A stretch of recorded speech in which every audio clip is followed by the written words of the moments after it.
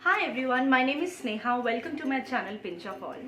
सो जैसा कि टॉपिक में आप सभी ने देख लिया होगा, आज का जो हमारा टॉपिक है वो मेरी प्रेगनेंसी जर्नी के बारे में है। कैसी मेरी ये जर्नी रही, क्या क्या एक्सपीरियंसेस थे, क्या पॉजिटिव चीज़ें थी, थोड़ी बहुत क्या क्या कॉम्प्लिकेशंस आई। I am going to share each and everything with you guys. So let's get started. So मुझे और मेरे हस्बैंड को when we came to know that we were expecting, that was of course through a pregnancy kit and to be very sure हम लोग doctor के पास गए। उन्होंने भी पॉजिटिव साइन जब दे दिया तो हम लोगों ने फैमिलीज़ के साथ न्यूज़ शेयर करी end of course they were very very happy and excited. And उसके बाद अकॉर्डिंगली डॉक्टर ने मुझे कहा 10 डेज़ के बाद आना है, सोनोग्राफी होगी और उस सोनोग्राफी में फीटल हार्ट बीट चेक होती है और थोड़ी बहुत चीज़ें और वो लोग चेक करते हैं कि सब कुछ ठीक ठाक है। तो अकॉर्डिंगली हम दोनों बहुत खुश थे, हम सब बहुत खुश थे रादर कि 10 डेज़ के बाद हम लोगों को हार्ट बीट फील होगी बेबी की एंड एवरीथिंग। जाना 10th डे था और 3rd-4th डे से मुझे थोड़ा बहुत ब्राउन डिस्चार्ज स्टार्ट होने लगा। बहुत थोड़ा था, इसीलिए मैंने ज़्यादा उसको थोड़ा अवॉइड ही किया एंड थोड़ा बहुत गूगल किया तो उसमें ये आया कि कभी कभार ब्लीडिंग इम्प्लांटेशन की वजह से हो जाती है। अर्ली प्रेगनेंसी में ये कॉमन है, इसमें थोड़ा इतना ज़्यादा घबराने वाली बात नहीं है। So I was very okay with it. But जब 3-4 दिन लगातार ये होता रहा और थोड़ा बहुत इंटेंसिटी बढ़ती रही तो 10th डे जाना था, बट हम 7th डे ही डॉक्टर के पास गए, एक बार चेक कराया तो डॉक्टर ने मुझे 5 दिन का एक कोर्स कहा। उस मेडिसिन का नाम था पॉज। तो पॉज करके एक मेडिसिन आती है जो कि आपकी अर्ली प्रेगनेंसी का जो मिस कैरेजेस होते हैं उनको अवॉइड करने के लिए होती है। मेरे डॉक्टर ने मेरी कंडीशन के हिसाब से और उस टाइम की सिचुएशन को देख के मुझे वो मेडिसिन प्रेफर करी थी। आप लोगों के साथ अगर यही चीज़ हो रही है तो आई would suggest you, I would advise you कि आप लोग अपने डॉक्टर के पास जाइए एंड जिस हिसाब से वो उस सिचुएशन को देखकर आपको कंसल्ट करता है वही मेडिसिन लीजिए। सो मुझे 5 दिन का कोर्स करने को कहा एंड उसके बाद मैंने फील किया कि थोड़ा थोड़ा वो ब्राउन डिस्चार्ज कम है मगर ख़त्म नहीं हुआ। So we went to the doctor again and sonography हुई। तो सोनोग्राफी में आया कि जो फीटस है वो वॉल से थोड़ा सेपरेटेड है। तो ये थोड़ी मेडिकल टर्म्स में we were not able to understand. तो हमारे डॉक्टर ने सिंपल यही कहा कि मुझे HCG के इंजेक्शंस थोड़े बहुत लेने पड़ेंगे। वो प्रेगनेंसी सपोर्ट इंजेक्शंस होते हैं, अर्ली प्रेगनेंसी में लगाए जाते हैं ताकि सब कुछ ठीक रहे एंड बॉडी में जो भी अगर थोड़ी बहुत चीज़ें ऐसी हो रही है जो कि नहीं होनी चाहिए तो वो सपोर्ट करती है ताकि पूरी प्रेगनेंसी में आपको कोई प्रॉब्लम ना हो। सो हम लोगों ने जहाँ तक मुझे याद है आई थिंक 2 हफ्ते का कोर्स था, उसमें मुझे 5 से 6 प्रेगनेंसी सपोर्ट इंजेक्शंस लगे थे टू स्टॉप दैट ब्लीडिंग और मेडिकेशंस का भी कोर्स चल रहा था। सो उस टाइम पर माइंड थोड़ा बैफल्ड था कि ये क्या हो रहा है, क्यों हो रहा है, ब्लीडिंग क्यों हो रही है जो कि नहीं होनी चाहिए बिल्कुल भी। तो ये 1 से 1.5 महीना ये चीज़ रही थी। मतलब मेरी प्रेगनेंसी का जो टाइम पीरियड था जब मैं 1.5 मंथ तक प्रेग्नेंट थी तब तक ये चीज़ थी कि थोड़ा बहुत ब्राउन डिस्चार्ज होता था। सो हम लोग बहुत खुश थे हर चीज़ को लेकर, मगर तब भी थोड़ा बहुत डर तो ऑफकोर्स रहता है। उसके बाद धीरे धीरे मैंने फील किया कि वो ख़त्म हो गया, brown discharge is not there.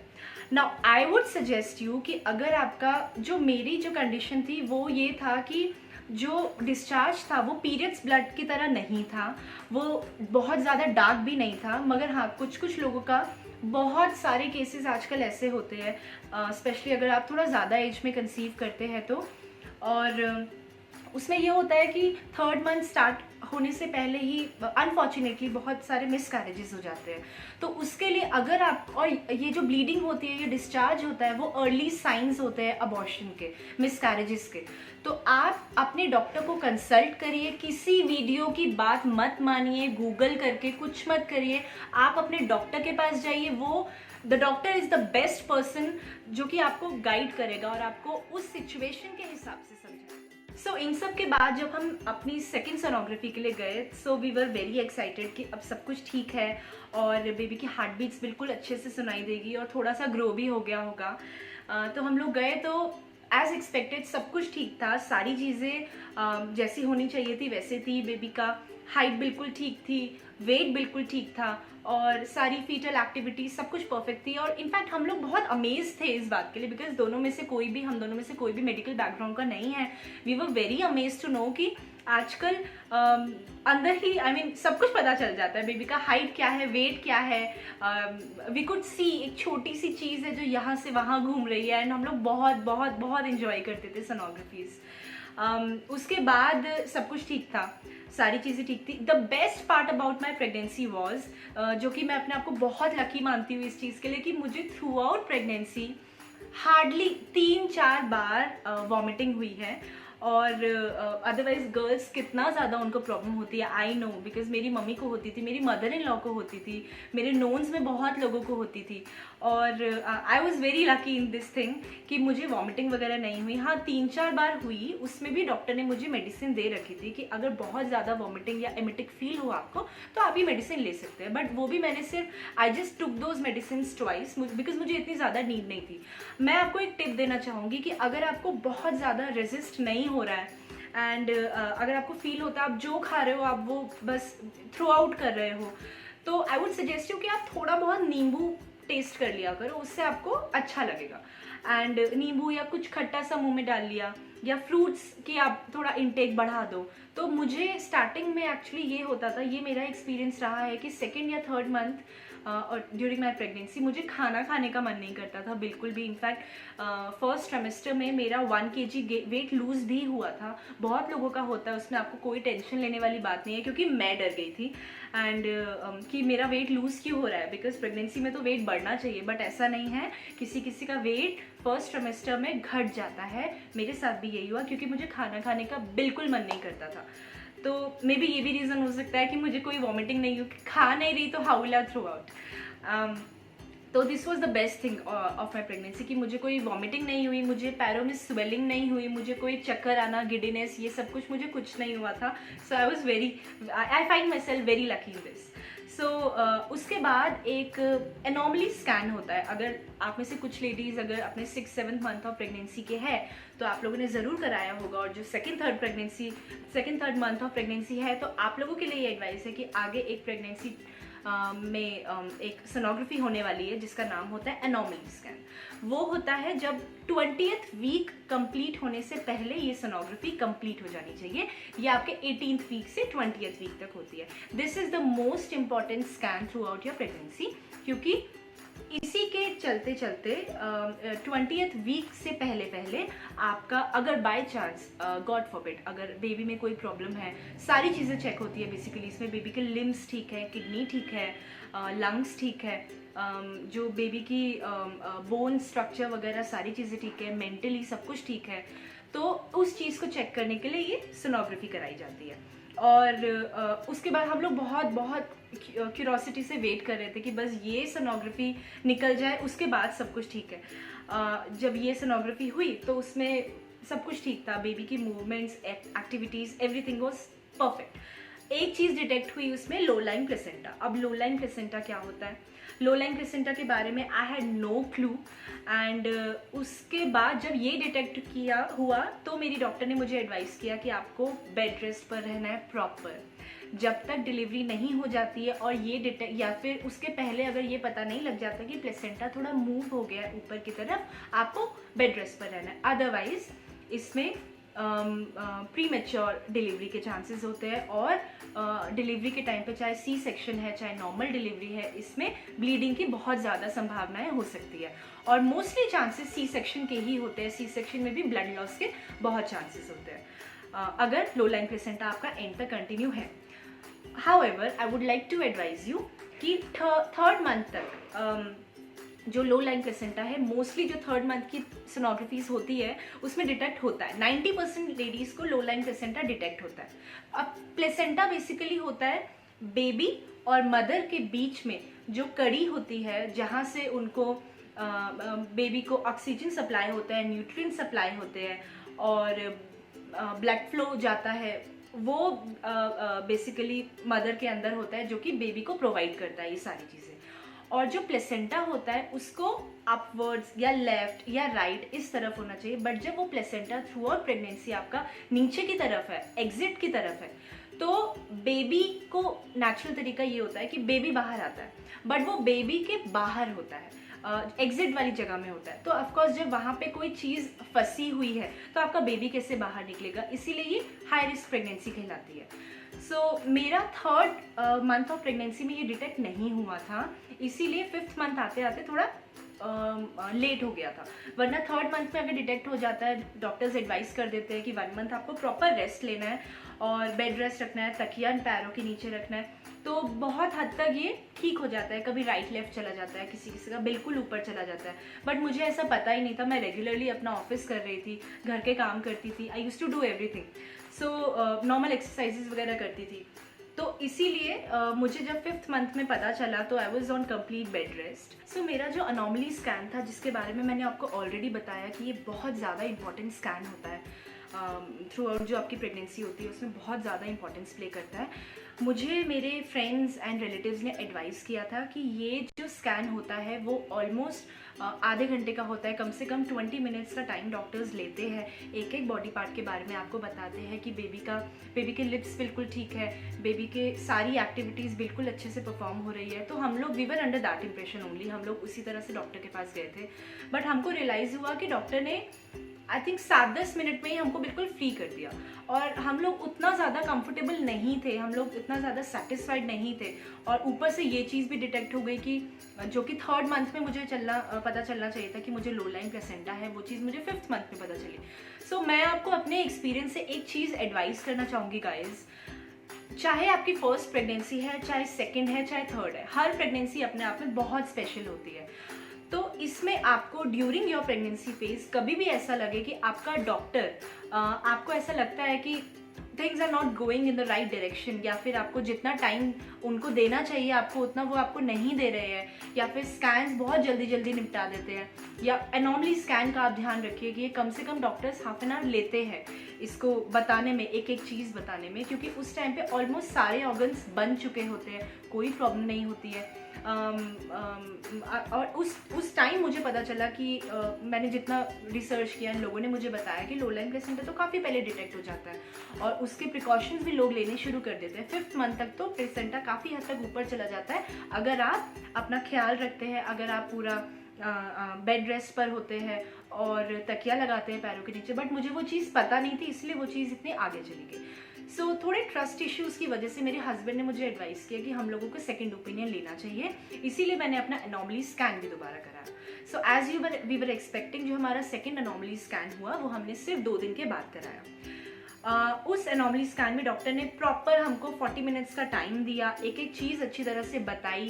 Clipped lip की एक बहुत प्रॉब्लम होती है बच्चों को, आप में से बहुत लोगों को पता होगा कि जो लिप होता है बेबी का, चाहे ऊपर वाला चाहे नीचे वाला, वो उसमें बीच में पार्टीशन हो जाता है, और ये चीज़ भी हमको एनॉमली स्कैन में ही बताई जाती है। सो उस डॉक्टर ने मुझे, I am very thankful and grateful to her, उन्होंने मुझे बहुत अच्छी तरह से टाइम दिया, सब कुछ बताया। सो डॉक्टर ने मुझे एडवाइस किया कि आपको 1 महीना प्रॉपर रेस्ट लेना है। आप अगर काम भी कर रही है ऑफिस का, घर से काम करो, और काम करते करते भी आपको बैठे बैठे ही काम करना है, मतलब ले बैक पोजीशन आपकी होनी चाहिए, पैरों के नीचे आप तकिए लगाओ, सोते वक्त भी तकिए यूज़ करो, और जितना हो सके आपको हिलना डुलना नहीं है, वॉशरूम जाओ, थोड़ा बहुत अगर आपको काम करना है घर का तो वो करो, अदरवाइज बिल्कुल अवॉइड करो। और 1 महीने के बाद दोबारा बुलाया चेक करने के लिए कि लो लाइन प्लेसेंटा ऊपर की तरफ शिफ्ट हुआ है या नहीं। और उन डॉक्टर ने भी मुझे बताया कि ये थोड़ा सा हाई रिस्क हो सकता है, अगर आपका ये कंटिन्यू एंड तक रहा तो इसमें बहुत चांसेस है, जैसे मैंने आपको पहले भी बताया, अर्ली साइंस ऑफ लेबर के हो सकते हैं इसमें। तो उसके बाद जब हम 1 महीने के बाद गए, मैंने पूरा कंप्लीट रेस्ट लिया, वो जो 1 महीना था, my husband supported me so much. And उसके बाद 1 महीने के बाद हम लोग बहुत खुशी खुशी गए थे डॉक्टर के पास कि सारी चीज़ें ठीक होंगी, प्लेसेंटा एटलीस्ट थोड़ा सा तो ऊपर जाएगा, बिकॉज डॉक्टर ने यही कहा था अगर थोड़ा बहुत भी मूव होता है ऊपर तो उसमें इतने ज़्यादा घबराने वाली बात नहीं होती है। तो हम लोगों ने दोबारा सोनोग्राफी कराई, आई रिमेंबर 3 जनवरी को हम लोगों ने सोनोग्राफी कराई थी। एंड उस टाइम पे मेरा I think 22nd week of pregnancy था, तो प्लेसेंटा तो ऊपर नहीं गया, बट एक और प्रॉब्लम हो गई साथ में। जैसे कि मैंने आपको बताया कि pregnancy full of ups and downs थी, बहुत लोगों की ऐसे ही होती है, किसी को कोई प्रॉब्लम, किसी को कोई प्रॉब्लम। तो मेरे साथ अच्छी बातें ये रही कि जैसे मैंने पहले बताया कि कोई वॉमिटिंग नहीं, कोई गिडीनेस नहीं, कोई पैरों में सूजन नहीं, एवरीथिंग वॉज परफेक्ट। और कॉम्प्लिकेशन एक और ये हो गई कि डॉक्टर ने सोनोग्राफी के टाइम पे, इंटरनल सोनोग्राफी जो होती है उसमें देखकर बताया कि फनलिंग स्टार्ट हो गई है। जो ओपनिंग, ये डॉक्टर के वर्ड्स थे कि जो ओपनिंग 8th मंथ में होनी चाहिए वो अभी 6th मंथ में ही हो गई है। और जो उस टाइम पर मेरे बेबी का वेट 650 ग्राम्स था। उन्होंने बहुत आराम से, सेंसिटिवली मुझे और मेरे हस्बैंड को पेशेंटली बात करी और अच्छे से समझाया कि बेबी का वेट अभी 1 किलोग्राम से भी कम है, बेबी किसी भी वक्त बाहर आ जाएगा और आप लोगों को पता भी नहीं चलेगा। The delivery occurs without any pain and the person does not even come to know about it. So ये चीज़ सुनने में हमारे लिए डराने वाली भी थी, हैरान करने वाली भी थी। और हम लोग उस टाइम पुणे में रह रहे थे, हम दोनों की फैमिलीज़ दिल्ली में थी and we were very scared at that time कि ये क्या हो रहा है हमारे साथ। एंड उसके बाद उन्होंने हमको एडवाइस किया डॉक्टर ने कि इमीडिएट सर्कलाज कराना पड़ेगा। सर्कलाज होता है कि वो बेसिकली एक मोटा सा स्टिचिंग कर देते हैं आपके सर्विक्स में, स्टिचिंग हो जाती है ताकि बेबी के वेट की वजह से, जैसे जैसे आपकी प्रेगनेंसी आगे बढ़ेगी बेबी का वेट भी आगे बढ़ेगा। तो अभी 650 ग्राम्स है, जब बेबी 2 kgs होगा या 1.5 kgs होगा या 2.25 kgs होगा तो बेबी ग्रो करते करते कहीं ऐसा ना हो कि शॉर्ट सर्विक्स भी इसको कहा जाता है, तो शॉर्ट सर्विक्स की वजह से आपका जो बेबी है वो बाहर निकल जाए और उसके बाद बहुत प्रॉब्लम हो सकती है। और ये जो डिटेक्ट होना चाहिए था वो भी थोड़ा पहले होना चाहिए था, मेरा डिटेक्ट बाद में हुआ। और इमीडिएट हमको डिसीजन लेना था कि हमको क्या करना है। मोस्टली जो सर्कलाज के ऑपरेशंस होते हैं वो होते हैं 15th वीक में कंप्लीट हो जाते हैं ताकि थ्रू आउट प्रेगनेंसी आगे आराम से निकल जाए। एक मोटा सा वो स्टिच लगाते हैं और बेबी बिल्कुल अंदर रहता है और ये 95% सेफ रहता है। 5% फिर भी चांसेस होते हैं कि उसके बाद भी अर्ली जो डिलीवरी होती है वो हो जाती है। देन जिस दिन हम लोग 3rd को गए थे सोनोग्राफी कराने के लिए और 5th की सुबह 6 बजे मैं एडमिट हो गई थी। हम लोगों ने फैमिलीज़ को सजेशन लिया उनसे कि क्या करना चाहिए। Then at the end we decided कि हाँ we have to go for this surgery. ये सर्जरी एक आधे घंटे का प्रोसीजर, आधे घंटे से भी कम टाइम का प्रोसीजर होता है। आपको एनेस्थीसिया दिया जाता है और इस ऑपरेशन के लिए और उसके बाद ये कंप्लीट हो जाती है सर्जरी। कभी कभार डॉक्टर्स एडवाइस करते हैं स्टे करने के लिए आपकी मेडिकल कंडीशन को देखकर, और बट मेरा सर्जरी सुबह था और शाम तक मुझे रिलीव कर दिया गया। और बेसिकली उसके बाद स्ट्रिक्ट एडवाइसेस थी मुझे कि कंप्लीट बेड रेस्ट है, नो एक्सरसाइज नथिंग। थोड़ा बहुत आप कर सकते हैं चीज़ें, पर घर के काम वगैरह थोड़ा बहुत करना है तो कर लीजिए, अदरवाइज़ आपको नहीं करनी है कोई चीज़। ऑपरेशन के बाद भी, और बेसिकली ऑपरेशन के 1 हफ्ते बाद तक तो बहुत स्ट्रिक्टनेस थी, उसके बाद भी आप अपनी कंडीशन देखिए, उसके हिसाब से आप चीज़ें करिए। सो मुझे स्ट्रिक्ट एडवाइसेस थी और उस टाइम पे मेरा 6th मंथ चल रहा था, तो हम लोग बहुत ईगरली वेट कर रहे थे कि कैसे भी करके बस 7th मंथ कंप्लीट हो जाए। बिकॉज कहते हैं कि एक बार यही चीज़ें सुनी थी कि 7th मंथ में डिलीवरी हो जाए तो इतनी ज़्यादा प्रॉब्लम्स नहीं होती है। सो ये सारी चीज़ें थी। एंड उसके बाद जब 7th मंथ में मैंने एंटर किया, so we were like very relax कि चलो अब things are going in the right direction. And then after that everything was okay, I was completely fine, completely fit, healthy. मैं सारी चीज़ें जो एक्चुअली कहा जाता है कि प्रेगनेंसी में जो आइडियल वेट गेन होता है वो 12 kgs टू 18 kgs होना चाहिए और मेरा वेट गेन जो था वो 15 kgs था। सो जब सर्कलाज का मेरा ऑपरेशन था उस टाइम पर मुझे डॉक्टर्स ने कहा था कि 9th मंथ स्टार्ट होने के बाद ही अब निकलेगा, क्योंकि उसके बाद जब 9th मंथ में डिलीवरीज होती है तो बेबीज़ बिल्कुल ठीक होते हैं और कोई प्रॉब्लम नहीं होती है, उसको बहुत ज़्यादा प्रीमेच्योर डिलीवरी भी नहीं कहा जाता है। So I was just waiting कि एक बार 9th मंथ आ जाए, जल्दी से सर्कलाज रिमूव हो जाए, उसके बाद तो नेचुरल डिलीवरी हो जाएगी। बिकॉज मैं स्टार्टिंग से ही नॉर्मल डिलीवरी ही प्लान कर रही थी। एंड जिस दिन डॉक्टर ने मुझे बुलाया सर्कलाज रिमूव कराने के लिए, 9th मंथ स्टार्ट होकर 15 दिन हो गए थे। So I thought it's going to be a normal thing and 10-15 minute का प्रोसीजर मुझे पता था कि नॉर्मली हो जाएगा। हाँ, उसमें एनेस्थीसिया नहीं दिया जाता है। सो आई थॉट कि एनेस्थीसिया नहीं दिया जाता और रिमूव ही करना है तो ये बहुत ही it's like a cakewalk और बहुत ईजीली हो जाएगा। तो जब स्टार्ट हुआ वो एंड मैं कोई कुछ भी गूगल या कोरा या बाकी जो ऐप्स होती है आजकल प्रेगनेंसी वाली जो ऐप्स होती है जो मैं काफ़ी फॉलो करती थी, आई डोंट नो व्हाई मैं उस बारे में कुछ सर्च ही करके नहीं गई बिकॉज आई थॉट कि बहुत आसानी से मैं फेस कर लूँगी। एंड जब वो सर्कलाज रिमूवल हुआ, that pain I can tell you कि वैसा पेन मुझे लाइफ में कभी नहीं हुआ और it was unbearable at that moment. मैं अपनी मम्मी और अपने हस्बैंड के साथ वहाँ पर गई थी सर्कलाज रिमूवल के लिए, and I remember my mom was waiting outside and she could here the conversations the doctor was having with the nurses और विद मी। मतलब बहुत ज़्यादा, even she was crying outside, और मुझे भी वहाँ पे इतना दर्द हो रहा है कि बहुत ज़्यादा पेनफुल वो प्रोसीजर था पूरा का पूरा। इतना मैंने बिल्कुल इमेजिन नहीं किया था, और किसी से पूछा भी नहीं था कि किस तरह का ये प्रोसीजर है, उसमें होता क्या है। एनेस्थीसिया इसलिए नहीं दे सकते हैं कि बिल्कुल ही कुछ लोगों की तो सर्कलाज रिमूव करते करते ही 2-3 घंटे के बाद ही नेचुरल पेन आ जाता है, तो उनकी डिलीवरी हो जाती है, तो वो बेबी के लिए अच्छा नहीं होता है एनेस्थीसिया देना, इसीलिए उसमें नहीं दिया जाता है। But that pain was close to a labour, मुझे ऐसा लगा, एंड बहुत बहुत ज़्यादा पेनफुल था वो पूरा प्रोसीजर, बहुत पेनफुल था। एंड जब मैं बाहर निकली, I saw my mom and उस वक्त मुझे एकदम रोना आया कि बहुत पेन हुआ, बहुत ज़्यादा। डॉक्टर के सामने तो रोना नहीं आया, but when I saw my mom and I really cried a lot because it was very very very painful. And then उसके बाद अगले दिन डॉक्टर ने एडवाइस किया कि सोनोग्राफी करानी है, सर्कलाज के बाद सब कुछ ठीक है क्या है, देखना है हमको कि कितना बेबी नीचे आया और क्या चीज़ें हैं, प्लेसेंटा अब थोड़ा ऊपर गया या नहीं गया। फिर हम लोगों ने चेक करी तो प्लेसेंटा अभी भी थोड़ा बहुत नीचे ही था, बट इतना ज़्यादा इट वॉज ओके, हो सकती है नॉर्मल डिलीवरी। बट उसमें एक और कॉम्प्लिकेशन आई। अब वो कॉम्प्लिकेशन ये थी कि मेरा जो बेबी है उसने 2 लूप्स ऑफ एम्बिलिकल कॉर्ड अपने गले में फंसा ली। सो डॉक्टर ने हमको कहा कि ये इतना ज़्यादा इसमें डरने वाली बात नहीं है, ऐसा हो जाता है, बेबीज ऐसा कर देते हैं, उसमें भी हम नॉर्मल डिलीवरी अगर आपको करानी है तो हम कर सकते हैं, कोई प्रॉब्लम नहीं है। मगर उन्होंने मुझे एडवाइस किया कि आप 3-4 दिन का वेट करो एंड चौथे दिन दोबारा से एक सोनोग्राफी कराओ।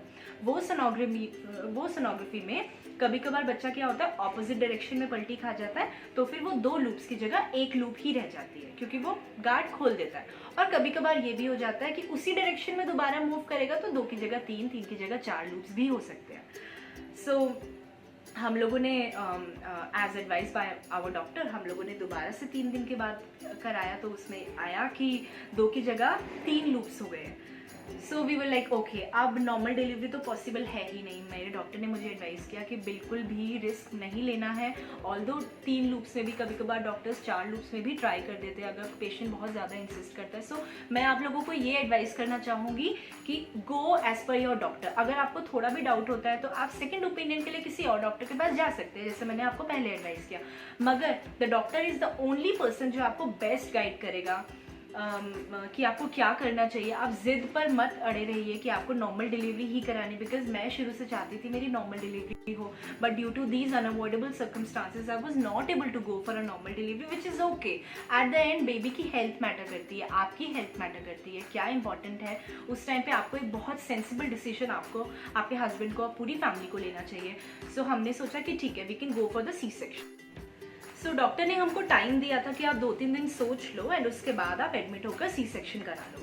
सो हम लोगों ने म्यूचुअली, पूरी फैमिली ने डिसीजन लिया कि ठीक है, we have to go for a C section delivery. तो नाउ जो मेरा बेबी है वो अप्रैल 2020 मीन्स लॉकडाउन का जो फर्स्ट फेज चल रहा था उस ड्यूरेशन में मेरा बेबी हुआ। तो उस टाइम पर हम लोग जब डॉक्टर के पास गए नेक्स्ट टाइम कि हाँ ठीक है, कल हमको एडमिट होना है और ये सारी चीज़ें हैं, we have taken a decision, तो उस दिन पता चला जो हमारा हॉस्पिटल है उसको कोविड सेंटर में कन्वर्ट कर रहे हैं एंड वहाँ पर वो लोग अवॉइड कर रहे हैं। एंड उन लोगों ने कहा कि अगर हो सके तो आप दूसरा हॉस्पिटल प्रेफर कर लो। एंड उस वक्त वी वर लाइक कि अब क्या करें, एंड तक आते आते इतनी सारी चीज़ें हो रही है that we were not able to understand anything, क्या करें क्या ना करें, एंड इस टाइम पे कौन सा हॉस्पिटल ढूंढें। सो हम लोग यही सोच रहे थे कि स्टार्टिंग से जो ट्रीटमेंट है वो यहीं चल रहा है, अब एकदम से डॉक्टर कैसे चेंज करे। So I was very lucky in this thing कि मेरी डॉक्टर ने ही मुझे एडवाइस किया कि उन्हीं की कोई कलीग है एंड आप लोग वहाँ उस हॉस्पिटल में जाओ, and she was her friend, and उस हॉस्पिटल में ऐसा कोई कोविड केसेस वगैरह नहीं थे। एंड तो हम लोग वहाँ पर गए, मेरी डॉक्टर ने उनको पूरा मेरी जो भी मेडिकल हिस्ट्री थी, सर्कलाज हो, प्लेसेंटा हो, स्पॉटिंग हो, सारी चीज़ें उनको बताई। तो सब कुछ समझ के उन्होंने मुझे अगले दिन ही एडमिट होने को एडवाइस किया। तो फिर मुझे कहा गया था कि 6:30 बजे मुझे एडमिट हो जाना है। सो मुझे याद है कि ये सारा जो प्रोसीजर है वो स्टार्ट हुआ था 7 बजे। मैं घर से बहुत ऑल डेक्ड अप होकर गई थी कि आज I am going to have my baby in my hands, और ये पूरी जो जर्नी है वो आज ख़त्म हो जाएगी और एक नई और बहुत ब्यूटीफुल सी जर्नी शुरू होने वाली है। हम सभी दोनों फैमिलीज़ बहुत बहुत बहुत एक्साइटेड थे। एंड मुझे याद है कि सारा जो प्रोसीजर है उसमें 2 घंटे के करीब लगे थे। एंड जब मुझे एनेस्थीसिया दिया गया था, so my doctor was very friendly. In fact operation theatre में आई मीन ऐसा बहुत अच्छा सा माहौल बना हुआ था। जो एनेस्थीसिया वाले डॉक्टर थे वो भी, और जो मेरी मेन डॉक्टर थे वो, नर्सेज वगैरह, everybody was very very very supportive for me. And मुझे याद है कि जब ये सब हो रहा था एंड जब मैंने बेबी की जब आवाज़ सुनी, रोने की जब आवाज़ सुनी, तो my anaesthesia doctor was standing right behind me and मैं उनसे पूछ रही थी कि सर क्या हुआ है, प्लीज़ मुझे बताओ। ऑल्दो मैंने और मेरे हस्बैंड ने बिल्कुल ऐसा कुछ प्लान नहीं किया था कि ये होना चाहिए या वो होना चाहिए, किसी चीज़ की एक्सपेक्टेशन ज़्यादा नहीं थी।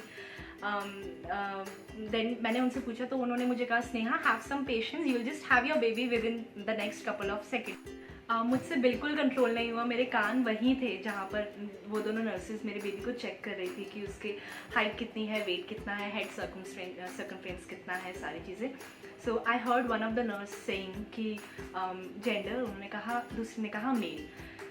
सो तब मुझे पता चला it's a baby boy. And बस उसके कुछ सेकंड्स के बाद ही उस टाइम पर मैं रो ही रही थी and while I was crying, एक नर्स राइट हैंड साइड में लेकर आई मेरे बेबी को एंड शी सेड कि स्नेहा आपका बेबी बॉय हुआ है। And that moment when I saw him, so जितनी भी इससे पहले की कॉम्प्लिकेशंस थी, starting from the spotting, the brown discharge और बेड रेस्ट, और लास्ट का जो मंथ था उसमें I was not able to sleep at all because बहुत ज़्यादा प्रॉब्लम होती थी। यूरिन पास बार करने जाओ, और सर्कलाज रिमूवल का पेन हो, चाहे जो भी कॉम्प्लिकेशंस वगैरह कुछ भी हो, वो सब कुछ बस जैसे डिज़ोल्व हो गया।